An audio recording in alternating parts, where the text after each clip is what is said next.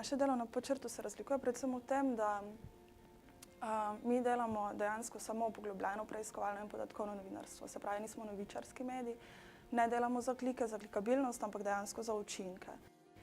Nagrada mi seveda pomeni ogromno, se mi zdi, da je to eno priznanje za moje delo. Zelo nepričakovano, zelo sem bila presenečena, ker še vedno se čutim dosti nova v tem poklicu. To ni samo moja nagrada, ampak to je nagrada od cele ekipe in vsi smo zelo veseli.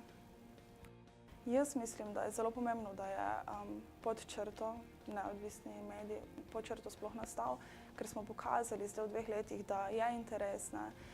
Prvič, da se da nekaj narediti, ker smo res dosegli neke učinke. Nam največ pomeni to, da imamo podporo bralcev, da mi pišemo za bralce.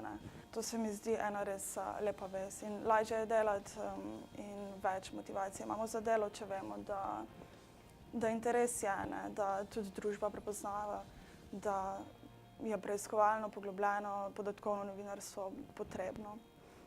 Preiskovalno novinarstvo je novinarstvo, kakršno je bilo v osnovi zamišljeno, kot novinarstvo, kot pes čuvaj demokracije.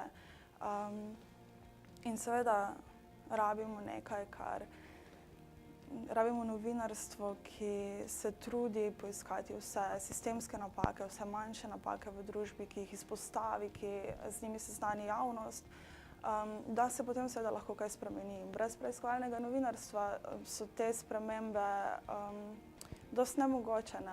Mediji, novinarstvo, predvsem preiskovalno novinarstvo, je vzpostaviti to povezavo med oblastjo in med družbo.